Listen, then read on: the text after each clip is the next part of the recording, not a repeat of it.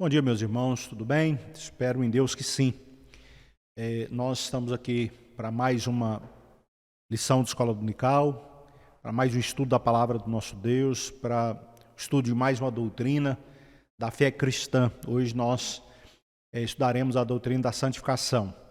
Antes de passarmos ao estudo da lição, só quero lembrar aos irmãos que as nossas dependências, né, o salão de culto, o salão social e as demais dependências da nossa igreja estão abertas para aqueles irmãos que desejarem orar quarta, sexta e sábado das 20 às 21 horas.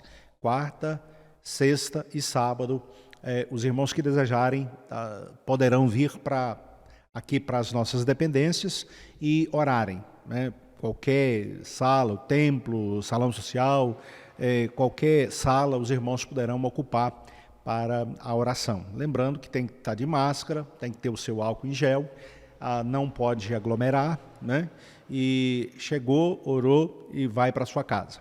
O estudo bíblico também, nós temos um grupo participando, né? Grupo pequeno, cumprindo observando todas as recomendações, e a partir do próximo domingo nós já estaremos com presença liberada para participação na escola dominical no culto à noite. Lembrando que neste próximo domingo nós teremos dois cultos, teremos um culto de manhã, né, e um culto à noite, às 9 horas da manhã, um culto, nós teremos a ceia, a preferência é para as pessoas de mais idade, né, a parte da manhã, e à noite teremos culto, e os irmãos que vieram de manhã, a ideia é que à noite não venham, para que possam dar oportunidade para que outros irmãos possam participar. Então, culto às 9 horas da manhã com ceia, culto às 19 horas com ceia também. Eu pregarei em um dos dois cultos, vou definir ainda com o Arthur, o Arthur pregará no outro e nós teremos a ceia. Tem que vir com máscara, tem que trazer o seu álcool em gel. Nós observaremos a lotação permitida aqui no salão de cultos, não é? Nós teremos 3 pessoas em cada banco. Se for a família toda pode ocupar um banco, saltaremos o próximo banco e assim nós preencheremos o espaço. Caso seja necessário, nós dividiremos também para o salão, porque temos que manter a distância recomendada, não é, de uns dos outros. Então, não chegaremos, participaremos das atividades e retornaremos aos nossos lares. A partir do segundo domingo, nós teremos também escola dominical.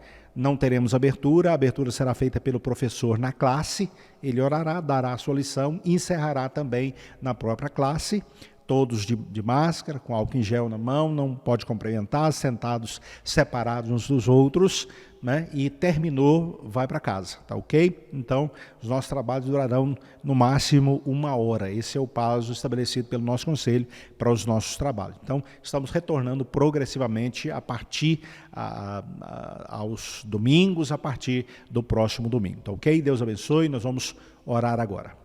Deus bendito, nós pedimos a Tua direção, a Tua orientação para a lição que vamos estudar agora. Que o Senhor nos instrua, nos ilumine, a fim de que possamos compreender a palavra do Senhor e aplicá-la às nossas vidas. Oramos em nome de Jesus. Amém.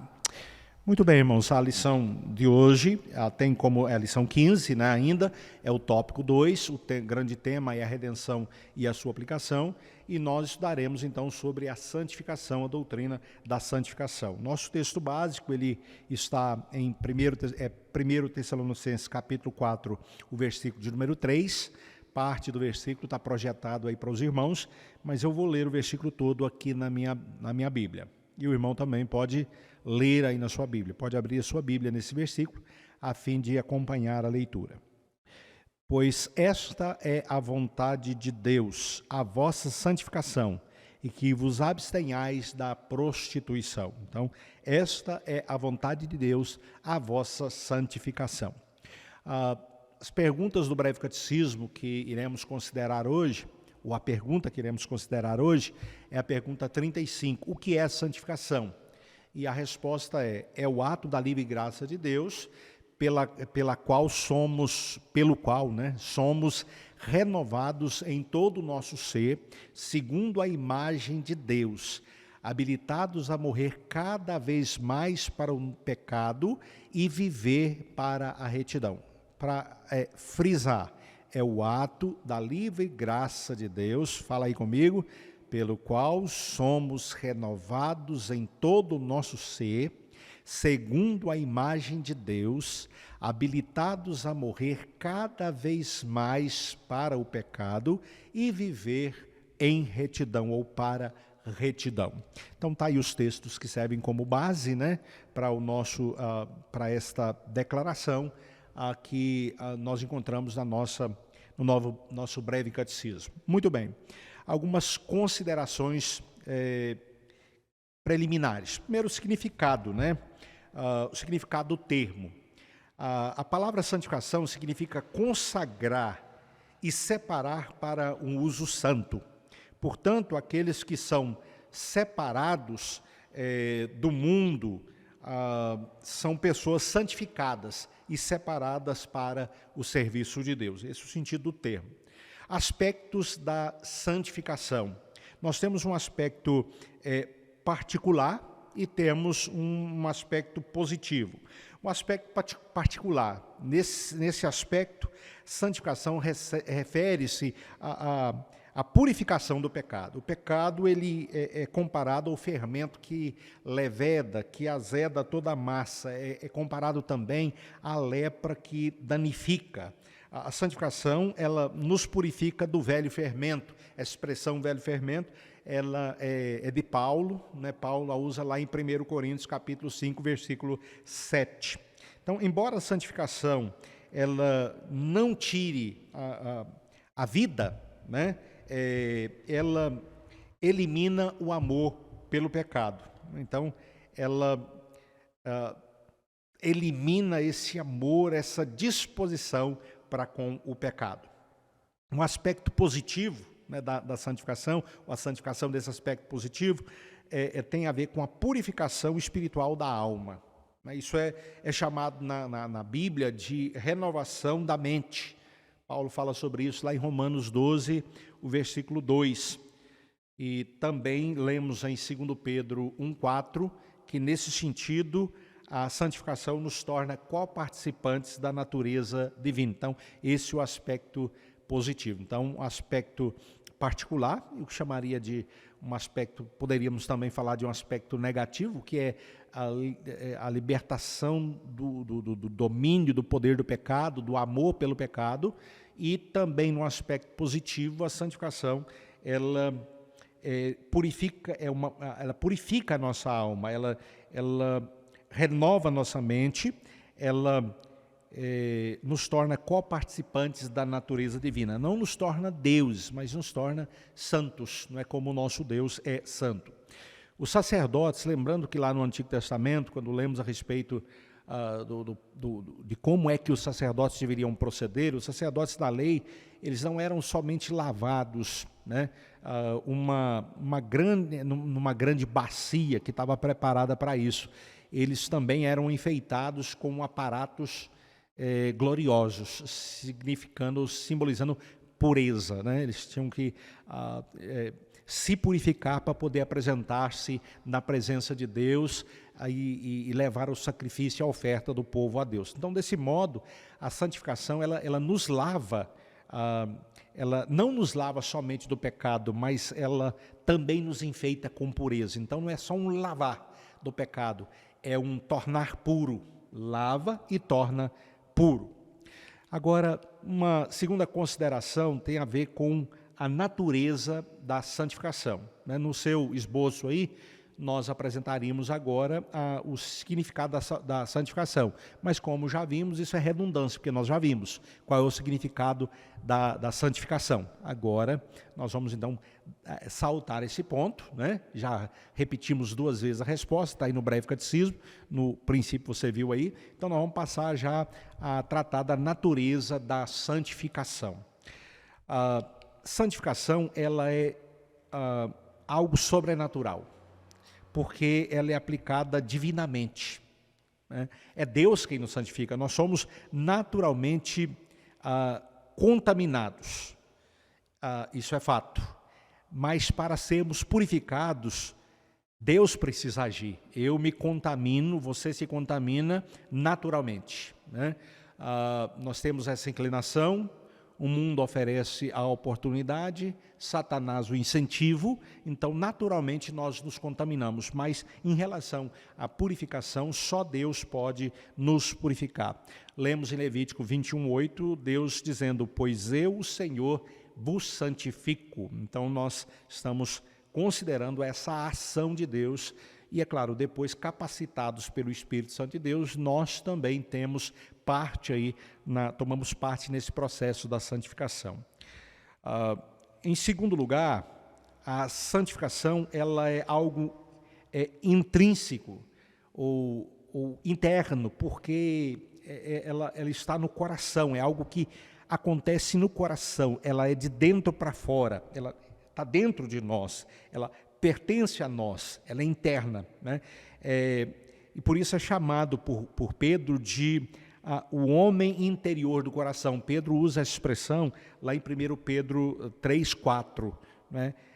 A santificação nesse sentido é chamada, no sentido intrínseco, fala desse homem interior, porque ela acontece no homem interior, no mais interior do nosso ser, e daí então ela vai exteriorizar-se, né? A santificação ela está profundamente enraizada na nossa alma. Olha o que nós lemos lá em Salmo 51, que Davi fala lá em Salmo 51, versículo 6. Eis que te comprases na verdade no íntimo, e no recôndito me fazes conhecer sabedoria. Então, lá no íntimo, lá no homem interior, lá no mais interior do nosso ser. Então, a santificação é algo intrínseco, algo interior, algo que acontece no coração, que acontece na alma, né? No nosso verdadeiro eu, né? No nosso homem interior. Também, a santificação ela é extensiva, ela é algo extensível, pois ela se espalha pelo homem todo. Paulo fala sobre isso lá em 1 Tessalonicenses capítulo 5, versículo 23, o mesmo Deus da paz vos santifique em tudo. A santificação, ela afeta todas as áreas do nosso ser. Por que isso? Porque a corrupção original, o pecado de Adão, essa natureza pecaminosa, a culpa que herdamos do pecado de Adão, nossa corrupção original que chamamos, ela contaminou todas as nossas faculdades. A cabeça está inteiramente doente e todo o coração sofre, né? Não há nada de bom no homem, no interior do homem por causa do pecado, né? Por causa do pecado original. Então, essa é a condição do homem. Todo o ser dele foi afetado pelo pecado e a santificação precisa então afetar todo o ser do homem. Depois da queda, então, houve ignorância da mente, mas a santificação ela faz com que a luz do Senhor ela nos alcance, nos atinja, né? Depois da queda, a nossa vontade, a vontade do homem, ela se tornou uma vontade depravada, né? Não houve mais força para fazer o bem para Deus, para a glória de Deus. Ao contrário, houve uma obstinação para o mal por parte do homem. Todo o desígnio do coração do homem se tornou mal, né? Na santificação, há uma graciosa flexibilidade na vontade. Deus opera na nossa vontade, né? E essa vontade agora, ela se torna um símbolo e ela se amolda à vontade de Deus, né? Depois da queda, as nossas afeições elas foram redirecionadas para coisas erradas, mas na santificação tudo é posto em ordem, tudo é posto em harmonia. Nós passamos a sofrer por causa do pecado, nós passamos a amar a Deus, passamos a nos alegrar com o céu. Então houve uma mudança nas nossas afeições, né? O pecado as afetou para o mal, a santificação as afeta para o bem, para Deus, né?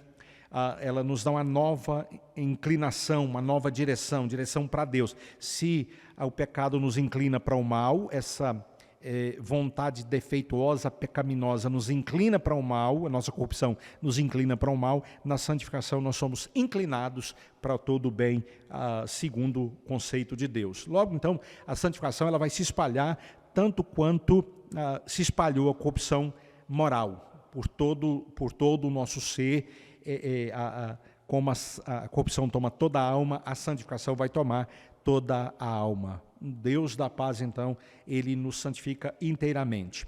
Não se torna uma pessoa santificada que seja boa em algumas áreas. A pessoa santificada, em quem o Espírito realiza essa obra, ela não se torna somente santa em algumas áreas, mas ela se torna alguém totalmente santificado em todas as áreas. Então, portanto, nas Escrituras, a graça, essa graça é chamada de, a graça da santificação é chamada de o novo homem. A pessoa santificada é chamada de o novo homem, não apenas um novo olho ou uma nova língua, mas um novo homem. Paulo fala sobre isso em Colossenses 3, capítulo 10. Nós morremos com Cristo e agora fomos ressuscitados, somos uma nova criatura. Um bom cristão, ainda que pareça santificado em apenas algumas partes, ele é, no plano de Deus, posicionalmente, totalmente santificado. Ele é tido por Deus como santo, né? E Deus o considera santo, Deus o vê como santo em Cristo Jesus. Uma outra coisa a considerar em relação à natureza da santificação é que ele é algo intenso e ardente. Paulo escrevendo aos Romanos, capítulo 12, 11, ele diz, ele fala que nós precisamos ser fervorosos de espírito. Então, a santificação, ela arde dentro de nós. Ela nos torna fervorosos de espírito, fervendo. A ideia de fervendo no espírito, né? Não somos crentes frios, né? Não somos crentes mornos, somos crentes quentes, né? Fervorosos de espírito. Santificação não é algo morto, mas ela é uma inflamação de gelo, de fogo dentro de nós, de zelo. Né? Nós nos tornamos zelosos em relação às coisas de Deus. A pessoa santificada, ela é tornada zelosa em relação às coisas de Deus. O coração de alguém cuja fé é aquecida, em alguns graus, ferve de amor por Deus. Uma evidência de uma pessoa santificada é uma pessoa que ama a Deus, ela ferve de amor por Deus. Seu coração, ele queima de amor por Deus, né? Ele tem esse prazer, essa alegria em tudo que está relacionado a Deus, né? Ela sente essa alegria dentro do seu coração, né? Então, é algo que está presente na vida do santificado. A santificação, ela é algo belo. A natureza da santificação em si, ela é algo belo. A santificação é um santo ornamento, né? Ela alegra o coração de Deus e deveria também alegrar o nosso coração. A santificação é o primeiro fruto do Espírito e é o céu começando dentro da nossa alma. A santificação e a glória, elas diferem somente em grau. A santificação é a glória em forma de semente. A glória é a santificação em forma de flor. A santificação é a base da felicidade. A verdadeira felicidade, a verdadeira alegria está na santificação, está numa vida santa, está nesse processo de santificação. A santificação, ela é algo durável, né? 1 João 3, 9, o que permanece nele é a divina semente. Quem é verdadeiramente santificado não pode cair desse estado. A santificação, ela pode sofrer um eclipse, né? Nós vemos isso lá em Apocalipse capítulo 3, Apocalipse 2, versículo 4, né? Tenho, porém, contra ti que abandonaste o teu primeiro amor. Lembra-te de onde caíste. Né? A santificação, então, ela pode sofrer eclipse, mas ela não pode ser perdida, pois ela é uma obra do Espírito Santo de Deus na vida do eleito. O que é eleito é santificado. O que é eleito é justificado, é santificado e é glorificado. Então, não tem como quebrar esse elo, né? Ninguém pode quebrar esse elo que Deus estabeleceu. Então, a santificação, ela é uma obra que acontece na vida de todo eleito. Ela é também progressiva. O cristão está sempre crescendo em estatura espiritual. está crescendo no conhecimento de Deus, da palavra de Deus, está crescendo também na fé. A santificação, ela é um processo que começa nessa vida e termina ou na morte ou na volta do Senhor Jesus Cristo. Quais são algumas falsificações de santificação? É importante a gente estudar a respeito disso. Vimos a natureza da santificação. É importante que vejamos agora também algumas falsificações da santificação para não sermos enganados ou não enganarmos a nós mesmos, né? Podemos até enganar os outros, mas não podemos enganar a Deus e a nós mesmos. Então é importante a gente considerar aí algumas coisas que não são santificação. Às vezes são até aceitas e tidas como santificação, mas não são. Parecem santificação, mas não são. A primeira delas é virtude moral. Ser justo, temperante, ter um bom comportamento, não ter a fama manchada aí por algum escândalo pequeno ou grande escândalo, isso é bom, é algo bom, mas isso não é santificação, né? Uma pessoa justa, temperante, que tem um bom comportamento, uma boa fama, que não se envolve em escândalo, isso é muito bom. Isso é muito bom. Isso está presente na vida do santificado? Sim, mas isso só não constitui santificação. É importante a gente entender que virtude moral, somente ela, por ela, pessoas que não são crentes, muitas delas têm essas virtudes.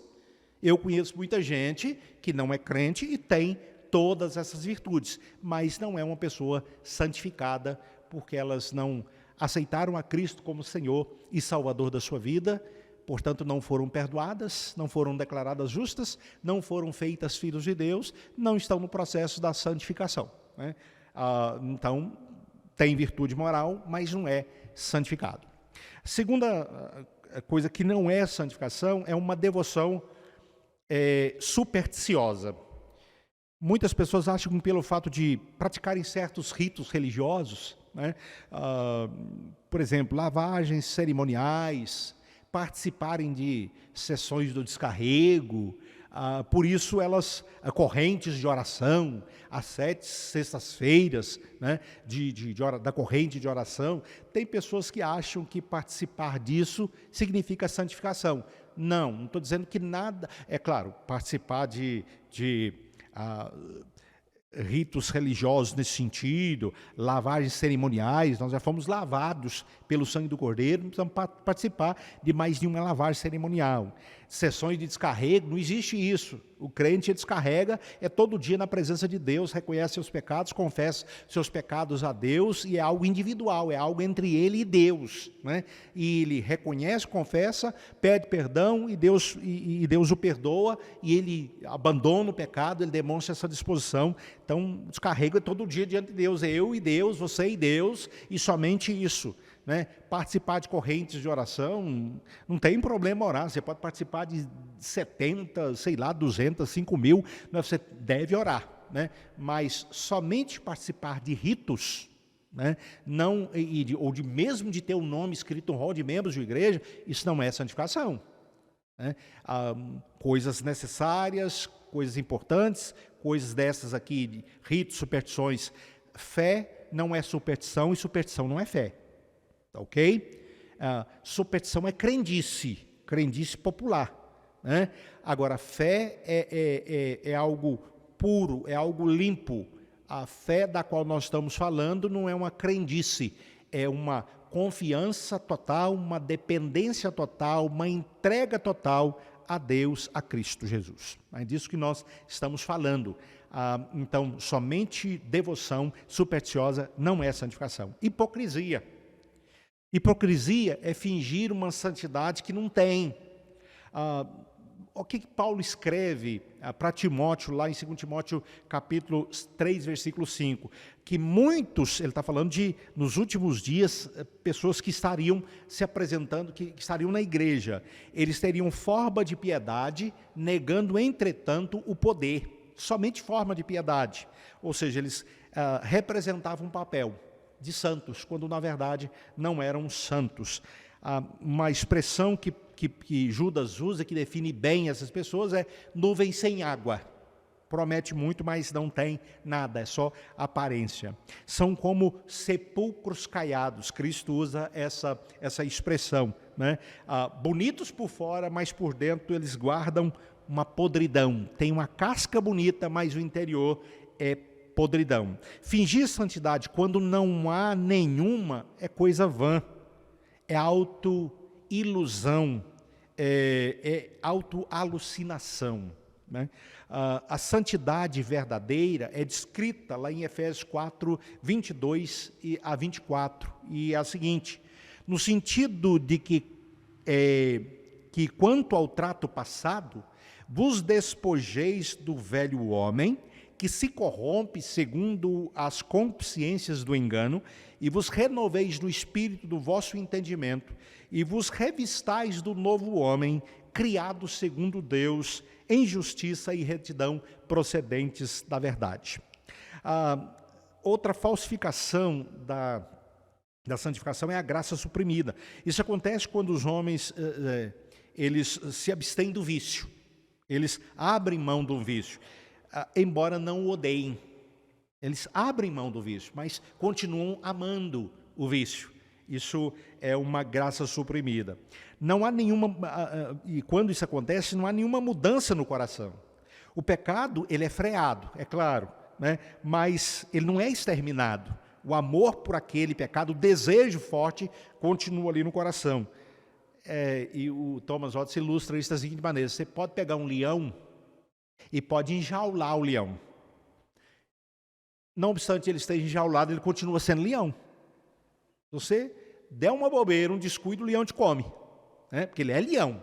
Então a ideia da santificação, isso não é santificação, é essa graça comum. Eu abandono o pecado, mas só abandono, eu continuo amando o pecado, né? Isso não é santificação no sentido que a palavra de Deus ensina.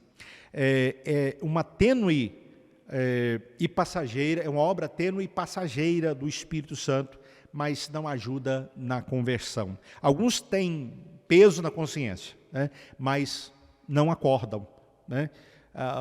Parece santificação, mas não é. Homens têm as convicções formadas nele, mas quando eles abrem mão dessa convicção, né? Depois da convicção, eles vão para casa da alegria e pegam os seus instrumentos musicais para expulsar o espírito de tristeza, e tudo morre, não chega a nada. Ou seja, é um sentimento momentâneo. Muitas pessoas experimentam um sentimento momentâneo de tristeza, de remorso, peso de consciência por causa do pecado. Mas logo esse sentimento morre, né? E as pessoas continuam mantendo a mesma vida, levando a vida do mesmo jeito. Isso não é santificação, é claro, né? É uma graça comum, é apenas uma graça comum, uma operação comum do Espírito Santo de Deus, mas não leva à santificação verdadeira, de fato não leva à salvação.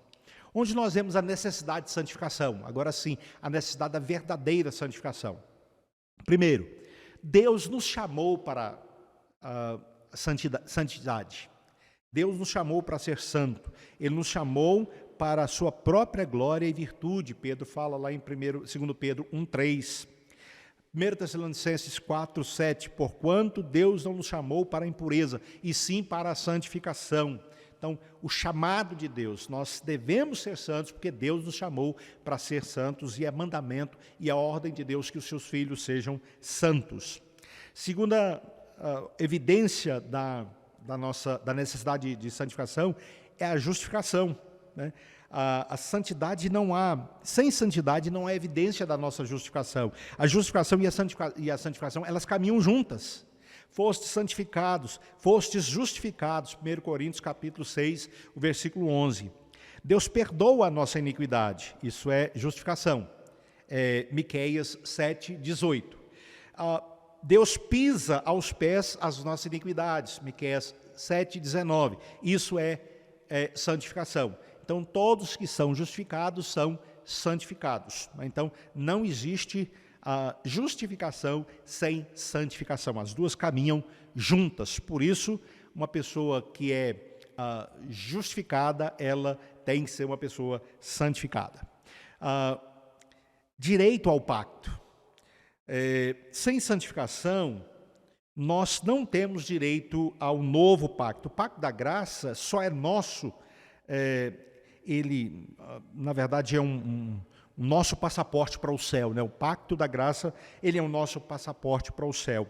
E de acordo com o pacto, com esse pacto, é que Deus, ele se torna o nosso Deus. Sem esse pacto, Deus não é o nosso Deus e nós não somos filhos dele. E esse pacto é selado com o sangue de Cristo e pela fé nós entramos nesse pacto. Mas quem está interessado nesse pacto e quem pode usufruir desse pacto? Somente as pessoas que são santificadas. Olha o que Ezequiel 36, 26 diz: dar-vos-ei coração novo e porei dentro de vós espírito novo. Tirarei de vós o coração de pedra e vos darei um coração de carne. Então Deus promete santificar o seu povo, o povo com quem ele está firmando este pacto, o povo que está pactuado com Deus. Como parte desse pacto, Deus promete fazer isso, né? E nós entramos nesse pacto com Deus pela fé. A santificação, ou sem santificação, ninguém pode ver Deus. Por isso ela é necessária. O que nós lemos, o que está escrito lá em Hebreus, capítulo 12, versículo 14. Santificação sem a qual ninguém verá a Deus. Deus é santo e Ele não vai permitir que uma criatura não santa se aproxime dEle. Então, a santificação ela é necessária. Sem santificação, ninguém vai ver a Deus. Por isso ela é necessária. Em relação às nossas boas obras, ela é necessária também nesse sentido. Sem santificação, todas as nossas boas obras estão contaminadas. Para os impuros e descrentes, tudo ou nada é puro, tudo é impuro. Tito 1,15. A santificação, ela torna ou ela faz nossas obras aceitáveis a Deus. Um coração santo é um altar no qual a oferta oferecida é santificada. Se não para satisfação, nós não podemos satisfazer a Deus e nós não precisamos satisfazer, porque Cristo já satisfez com o seu sacrifício. Nós fazemos aquilo que é aceitável a Deus, oferecemos aquilo que é aceitável a Deus como expressão de louvor e gratidão a Deus. A santificação é um sinal de eleição. Sem a santificação não se demonstra sinal de eleição. Eleição é a causa da nossa santificação. Nós somos santificados porque somos eleitos. A santificação, então, é evidência dessa eleição. A santificação é a marca da ovelha na orelha da ovelha de Cristo, né? 2 Tessalonicenses 2:13. Lemos lá o seguinte: outra razão ainda temos nós para incessantemente dar graça a Deus, é que tendo vós recebido a palavra que de nós ouvistes, que é de Deus, acolheste não como palavra de homens, e sim como em verdade é a palavra de Deus, o qual com efeito está operando eficazmente em vós os que credes. Então, nesse sentido, a santificação, ela evidencia a nossa eleição. Quais são os sinais de santificação? Primeiro, lembrança. Aqueles que são santificados, eles se lembram de um momento em que eles não eram santificados. Toda pessoa santificada lembra do momento em que ela não era uma pessoa santificada. Tito 3:3. Pois nós também, outrora, éramos nécios, desobedientes, desarraigados, escravos de toda sorte de paixões e prazeres, vivendo em malícia e inveja, odiosos e odiando-nos uns aos outros. Éramos. Então, Paulo está dizendo, ele lembra disso, ele era, e ele está dizendo para os seus leitores que eles também eram assim. Então, há lembrança do que éramos, né? Antes de sermos santificados. Isso é evidência de que nós somos pessoas santificadas, estamos nesse processo de santificação. Outro sinal é a presença do Espírito Santo. O Espírito Santo que habita em vós. O Espírito Santo habita numa pessoa santificada e a evidência de que ele habita é que a pessoa ela é santificada. 2 Timóteo 1,14, Paulo usa essa expressão, o Espírito Santo que habita em vós.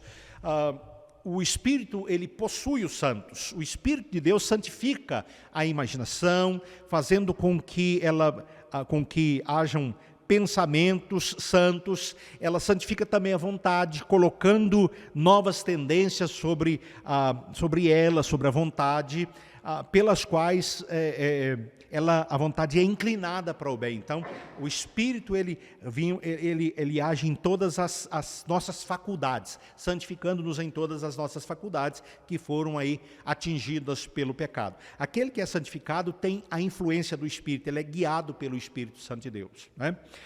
Terceiro sinal é a antipatia do pecado. O salmista escreve, Salmo 119, versículo 104, por meio dos teus preceitos consigo entendimento, por isso detesto o caminho da falsidade. Então, uma pessoa santificada, ela tem antipatia em relação ao pecado. Um hipócrita pode deixar o pecado, ainda que o ame, né? Como uma serpente pode mudar a sua pele, mas ela não muda, ou ela não deixa de ter veneno, ela mantém o seu veneno. Porém, uma pessoa santificada, ela pode dizer que não deixa simplesmente o pecado, mas ela abomina o pecado. O homem santificado tem uma antipatia contra o pecado, por isso se opõe a ele e procura de todas as maneiras destruí-lo. É evidência de que a pessoa é uma pessoa santificada, essa antipatia pelo pecado. Uma outra evidência é o serviço prestado com amor. A maneira espiritual de realizar as tarefas com o coração e com o princípio do amor. A alma santificada, ela manifesta amor pela oração e ela clama pelo dia do Senhor, né? E ela se deleita no dia do Senhor. Salmo 122, alegrei-me quando me disseram, vamos à casa do Senhor. Há essa alegria de poder estar na casa do Senhor, na presença do Senhor. Isaías 58, versículo 13 e 14. Se desviares o pé de profanar o sábado e de cuidar dos teus próprios interesses no meu santo dia, se chamares ao sábado deleitoso e santo dia do Senhor, digno de honra, e o honrares, não seguindo os teus caminhos, não pretendendo fazer a tua própria vontade, nem falando palavras vãs, então te deleitarás no Senhor, e te farei cavalgar sobre os altos da terra, e te sustentarei com a herança de Jacó, teu pai, porque a boca do Senhor o disse. Uma pessoa, ela pode ter dons admiráveis, ela pode falar como se fosse um anjo, e mesmo assim ela pode ser carnal e nas coisas espirituais, né? Suas obras, elas podem vir de um princípio não renovado. Ela pode fazer coisas sem deleite, mecanicamente, de costume, por tradição apenas, né? Não por amor. Uma alma santificada adora a Deus em espírito. 1 Pedro 2,5. Também vós mesmos, como pedras que vivem, sois edificados casa espiritual para ser de sacerdócio santo, a fim de oferecer de sacrifícios espirituais agradáveis a Deus, por intermédio de Cristo. Deus não julga nossas obras pela extensão delas, mas pelo amor com que elas são feitas. Outro sinal de santificação é uma vida organizada. 1 Pedro 1,15. Tornai-vos santos também vós em todo o vosso procedimento. Sempre que um coração é santificado, a vida também é. A vida é santificada. Aqueles que são puros aos seus próprios olhos e que jamais foram lavados da sua imundícia. A graça, ela é mais bela quando a sua luz brilha de tal maneira que outras pessoas possam vê-la. Isso adorna a vida cristã e convida pessoas a segui-la. Então, vida organizada em todas as áreas. Perseverança. Uma pessoa santificada, mesmo sendo reprovada por outras pessoas, ela ama a santidade e ela ama a santidade mais e mais. Ela prefere a santidade à sua segurança, como Jó disse lá no capítulo 27, o versículo 6, ele diz assim, a minha justiça me apegarei e não a largarei. Então, estes são os sinais da santificação, e é importante que você olhe para a sua vida para ver se eles aí estão presentes estão, você é uma pessoa santificada. Se não, você não é uma pessoa santificada. Aplicações. Primeira aplicação. A primeira coisa que o cristão deveria procurar é a santificação da sua vida, pois ela é a única coisa necessária. Que tristeza aqueles que são destituídos de santificação. Eles estão espiritualmente mortos. Quem não é santificado é porque não foi perdoado, não foi justificado, não foi adotado. Então ele está morto nos seus delitos e pecados. Segunda, nós devemos perseguir, acima de todas as coisas, a santificação. Temos que perseguir, não é, correr atrás, como Paulo fala, eu não julgo ter alcançado, mas uma coisa faço, esquecer das coisas que para trás ficam, avanço, prossigo, a ideia é corro, né, para conquistar aquilo que também foi conquistado, e ele está falando da perfeição, da santificação em Cristo Jesus. Nós temos aí alguns incentivos à santificação. Quais são esses incentivos? Primeiro, a vontade de Deus. A vontade de Deus é que sejamos santos, pois essa é a vontade de Deus, a vossa santificação. Segundo incentivo é a morte de Cristo. Cristo morreu para a nossa santificação. Se nós pudéssemos ser salvos sem santidade, sem a santificação, Cristo não teria morrido para a nossa santificação. Veja Tito 2,14, o qual a si mesmo se deu por nós, a fim de remir-nos de toda a iniquidade, ou seja, de nos tornar santos. Então, se fosse possível sermos santos sem a morte de Cristo, Cristo não teria morrido. Então, essa é a motivação. Cristo morreu, então, porque Ele morreu para a minha santificação, eu preciso santificar a minha vida, eu preciso buscar uma vida santa. Terceiro incentivo é a semelhança de Deus. A santificação nos leva a ser semelhantes a Deus, o nosso Pai. O filho tem que desejar ser semelhante ao pai, principalmente nós que somos filhos de Deus, devemos desejar ser semelhantes a Deus. Interessante, a gente quer ser semelhante a Deus em poder, em controle, em domínio, que a gente quer dominar tudo, quer ter poder, mas não quer ser semelhante a Deus em santidade, né? Ser semelhante a Deus em poder foi tentação do diabo. O diabo quis ser semelhante a Deus em poder, em glória, em adoração, e ele foi expulso do céu. É pecado querer ser igual a Deus nesse sentido, mas devemos buscar a semelhança de Deus numa vida santa, ser santos como Ele é santo. Isso é que nós devemos perseguir. Também devemos ser santos porque Deus ama a santidade, né? Nenhum outro ornamento exterior ou descendência importante ou outra grandeza desse modo chama a atenção do amor de Deus mais do que um coração cheio de santidade chama a atenção do coração de Deus. Outra razão é que a santidade ou a santificação é a única coisa que nos torna visivelmente diferente dos ímpios. O povo de Deus tem seu zelo, né, por Deus. Olha o que Paulo escreve lá em 2 Timóteo 2,19. Entretanto, o firme fundamento de Deus permanece, tendo este selo: o Senhor conhece os que lhe pertencem, e aparte-se da iniquidade todo aquele que professa o seu nome. Deus conhece aquele que pertence a Ele, e o que pertence a Deus tem que ser santo. Esse é o selo. Quem pertence a Deus é santo, está santificando a sua vida, está no processo de santificação. Quem não pertence a Deus não está nesse processo. Então, a santificação, ela evidencia esse selo de Deus em nós, que nós pertencemos a Deus. O crente é selado com um duplo selo: o selo da salvação, os que o Senhor conhece os que pertencem a Ele, e o selo da santificação: aparte-se da iniquidade ou da injustiça todo aquele que professa o nome do Senhor.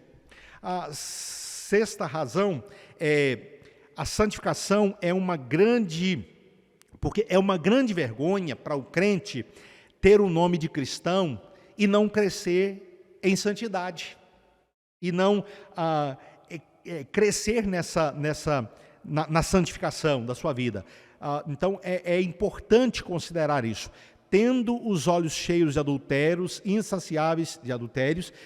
insaciáveis no pecado, engodando almas inconstantes, tendo o coração exercitado na avareza, filhos malditos, segundo Pedro 2,15, os falsos mestres. Essa é a descrição dos falsos mestres. Eles não demonstram uma vida santificada, né? Então, não crescem na santificação e, portanto, não glorificam a Deus. E a sétima é aqui a santificação, ela é apropriada para o céu. Deus nos chamou para a sua própria glória e virtude. Então, a pureza de coração e a contemplação de Deus estão unidas. Aqueles que estão sendo santificados, estes aí verão a Deus. Sem santificação, ninguém verá a Deus. Bem-aventurados os limpos de coração, porque eles verão a Deus. Mateus capítulo 5, versículo de número 8. Agora, como alcançar a santificação? Primeiro, em contato com a palavra de Deus. Cristo orou pela nossa santificação. Pai, santifica-os na verdade, a tua palavra é verdade. Então a palavra, a verdade, ela é instrumento da nossa santificação. Ela é tanto um espelho que mostra as manchas da nossa alma, como também uma banheira que nos lava. Comparações: espelho, banheira. Espelho que mostra a nossa sujidade e a banheira que lavra a nossa sujidade é a palavra de Deus. A palavra ilumina a mente e ela consagra o coração a Deus.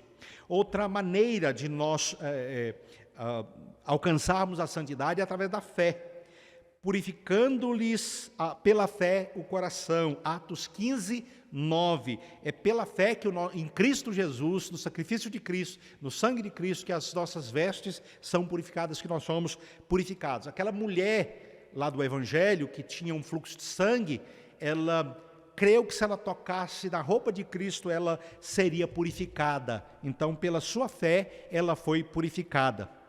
Então, nada pode ter mais poder sobre um coração para purificá-lo que a fé.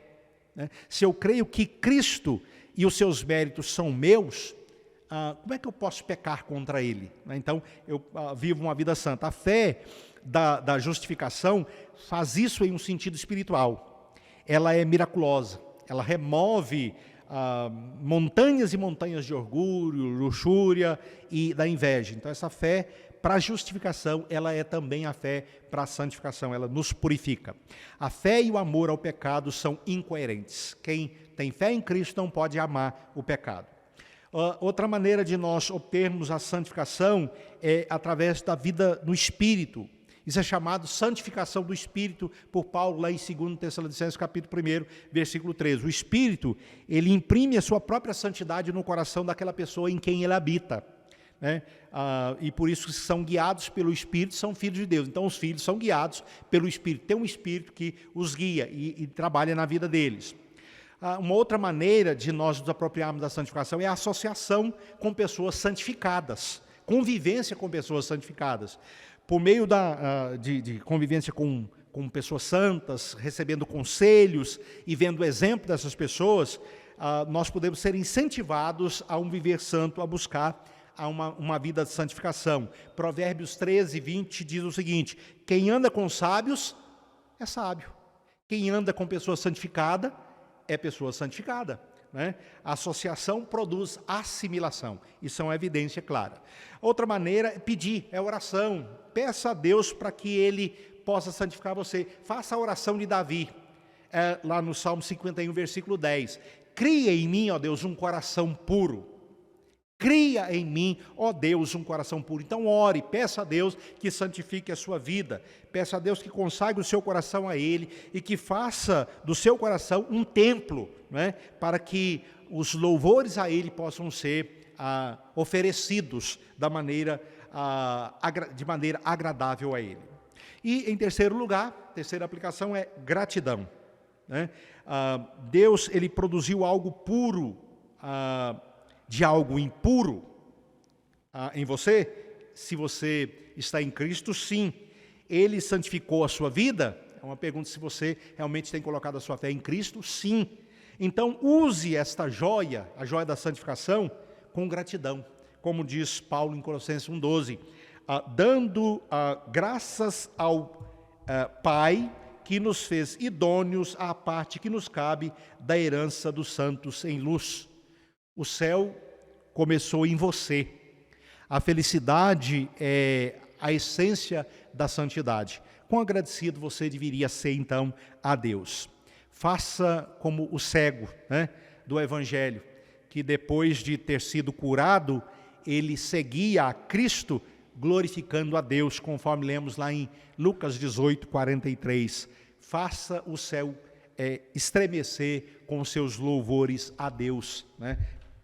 Pelo que Ele fez por você. Nós vamos orar, encerrando assim o nosso estudo dessa manhã. Deus bendito, obrigado por esta palavra, ó Deus, que nos desafia, ó Pai querido, a santificação, que haja em todos nós o desejo, ó Deus querido, haja em nós a compreensão do que é a santificação, da necessidade dela na nossa vida, e que possamos perseguir a santificação das nossas vidas, ó Deus querido, porque é o que o Senhor quer, é o que o Senhor deseja, é o que agrada o coração do Senhor, e, ó Deus querido, é o que deve também agradar o nosso coração, é o que nós devemos desejar. Então, ó Deus querido, faça com que assim seja em nós, para a glória do Senhor. Que sejamos um povo santificado. É a nossa oração no nome de Jesus. Amém. Agora, crianças, nós teremos a lição para vocês com a tia Ariadne. Aguarde um pouquinho aí e a tia Ariadne estará com você.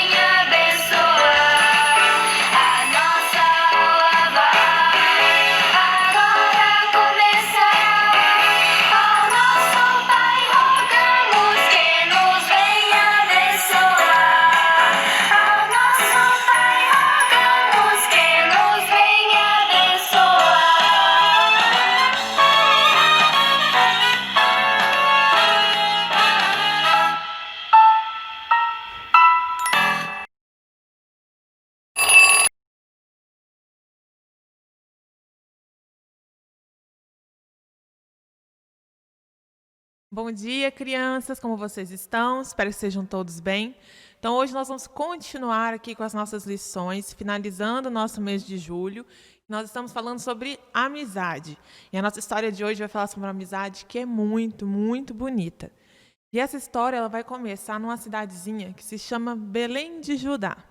Nessa cidade morava uma família. Morava Elimeleque, que era o pai, Noemi, a mãe, e os dois filhos, Malom e Quilion. Só que essa cidade estava passando por uma grande seca. E nessa seca eles tiveram que fazer uma mudança. Eles precisavam sair da cidade e procurar um outro lugar para morar. E aí eles foram morar então numa cidade que se chamava Moabe. Nessa cidade aconteceram muitas coisas. Malom e Quilion se casaram. E depois de muitos anos aconteceu uma fatalidade. O marido de Noemi morreu. Elimeleque faleceu e Noemi ficou viúva.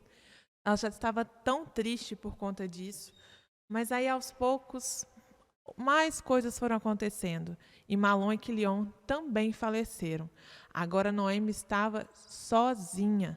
E agora, o que seria da vida de Noemi? Quem ficaria com ela? Noemi tinha 2 noras. Como eu disse, Malom e Quilion tinham se casado. O nome delas eram Ruth e Orfa. E as duas, então, foram as únicas pessoas que sobraram na vida de Noemi. Mas Noemi não tinha mais nenhum motivo para continuar morando em Moabe. Afinal de contas, ela já tinha perdido o marido e os filhos. Então, ela decidiu que ela voltaria para Belém de Judá. No início, as suas duas noras seguiram ela, tanto Ruth quanto Orfa decidiram viajar para Belém de Judá com Noemi. Mas no meio do caminho, Orfa decidiu que deveria voltar para sua família. Noemi não ficou brava com ela, ao contrário, falou que ela realmente deveria voltar para a família dela. Afinal de contas, ela tinha seus pais. E aí, Orfa foi embora. Mas Noemi então virou para Ruth e pediu que Ruth também fosse embora para casa. Vocês acham que Ruth foi embora? Ela também tinha família. Ela ficaria com Noemi? Pois Ruth deu uma grande lição naquele momento de amizade. Ela, ali com a sua sogra, disse o seguinte para ela: não me peça para eu te deixar. Aonde você for, eu também vou ir.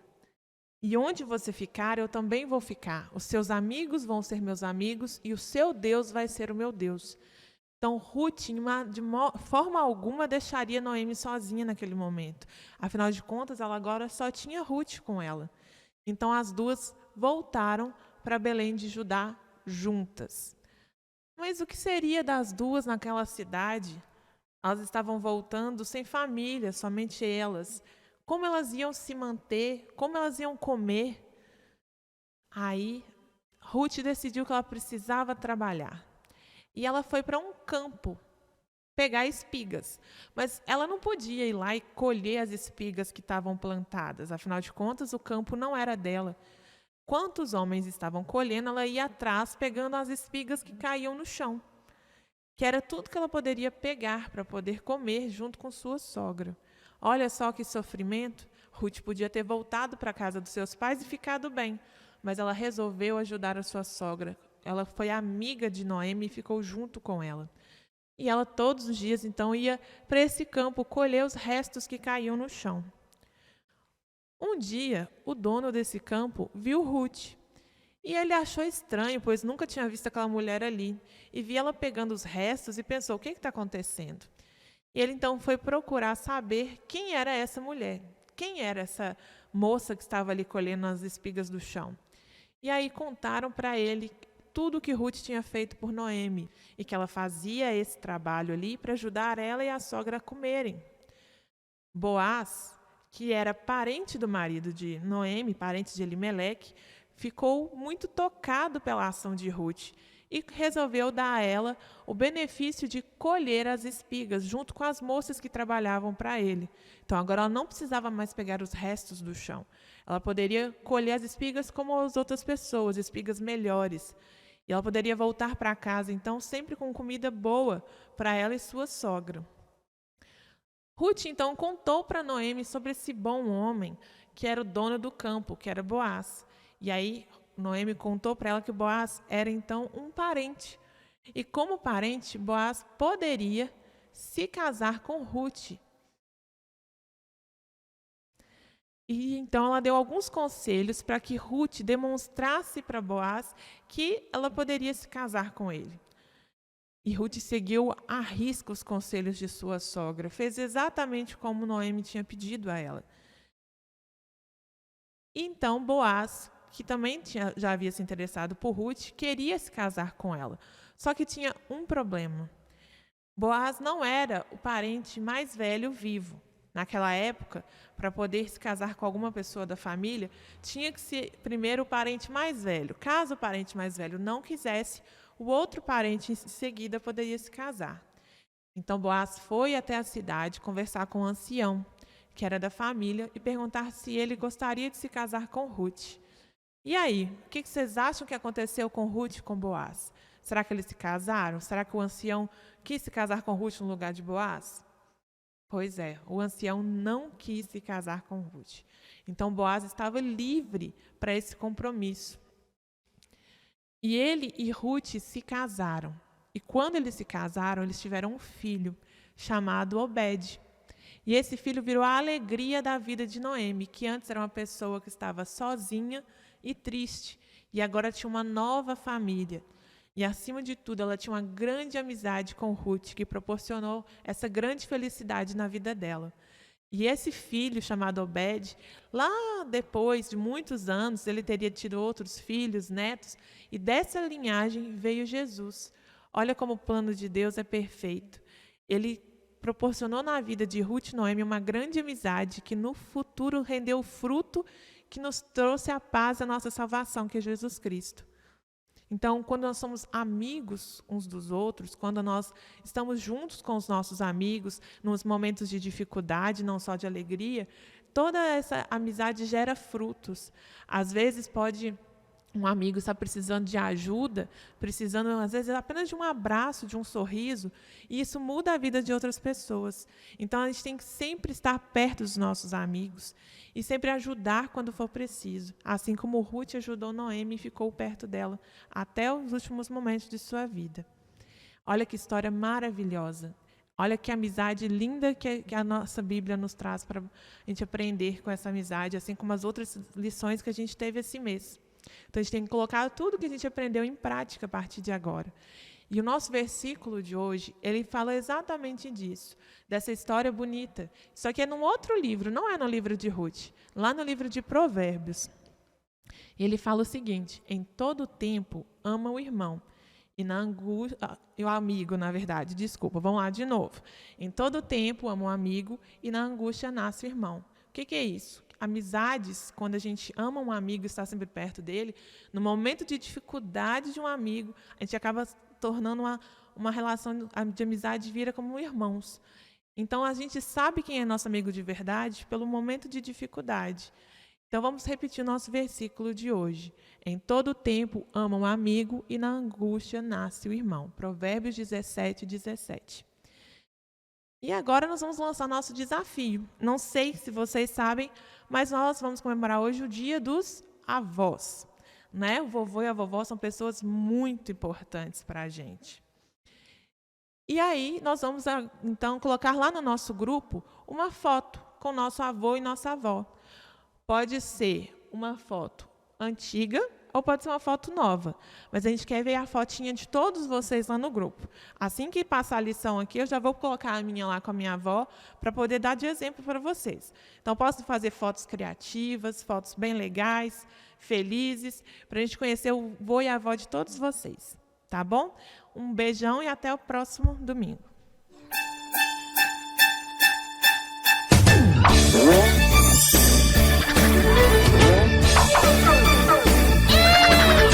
Eu tenho um amigo que me ama, que me ama, que me ama. Eu tenho um amigo que me ama, seu nome é Jesus. Que me ama, que me ama, que me ama com eterno amor.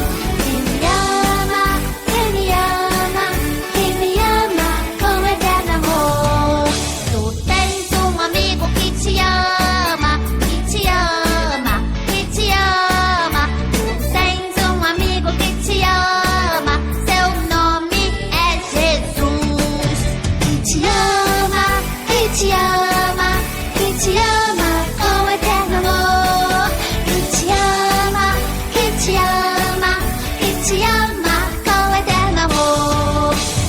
Jesus me ama, te ama, Jesus nos ama. Nós temos um amigo que nos ama.